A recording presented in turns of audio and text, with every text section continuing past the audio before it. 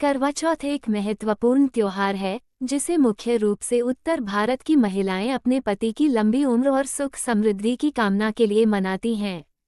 ये त्योहार खासतौर पर विवाहित महिलाओं के लिए बहुत मायने रखता है, क्योंकि इस दिन वे पूरे दिन निर्जल और निराहार रहकर अपने पति की लंबी आयु और स्वस्थ जीवन की कामना करती हैं।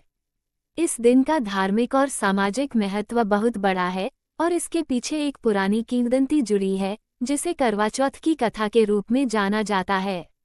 करवा चौथ की कथा, गरीब सहेली की कहानी।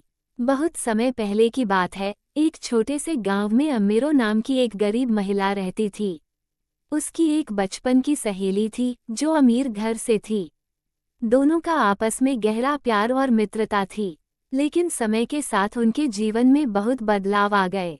अमीर सहेली का विवाह एक रईस परिवार में हुआ, जबकि अम्मेरो का विवाह एक गरीब किसान से हो गया।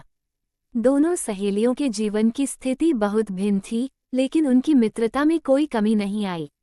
करवा चौथ का व्रत। एक दिन अमीर सहेली ने अम्मेरो को बताया कि वो करवा चौथ का व्रत रखने जा रही है। उसने अम्मेरो से भी इस व्रत को रखने का आग्रह किया और कहा, तुम भी इस व्रत को रखो, यह व्रत तुम्हारे पति की लंबी उम्र और समृद्धि के लिए है। अम्मेरो ने सोचा कि भले ही वह गरीब है, लेकिन वह अपने पति से बहुत प्यार करती है, इसलिए उसने भी करवा चौथ का व्रत रखने का फैसला किया। अगले दिन अम्मेरो और उसकी अमीर सहेली दोनों ने करवा चौथ का व्रत रखा। दोनों ने सुबह से लेकर चंद्रोदय तक बिना जल और भोजन के अपने पति की लंबी उम्र की कामना के साथ व्रत रखा।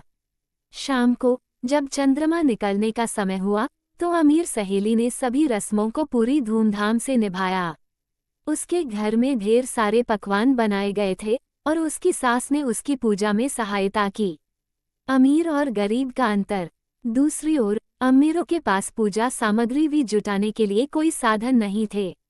उसने अपने घर में जो भी साधारण सामग्री थी, उसी से भगवान की पूजा की।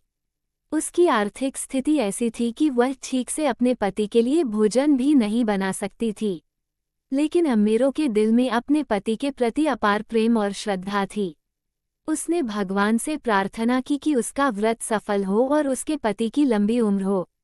अम्मेरो के पास इतनी क्षमता नहीं थी कि वह चंद्रमा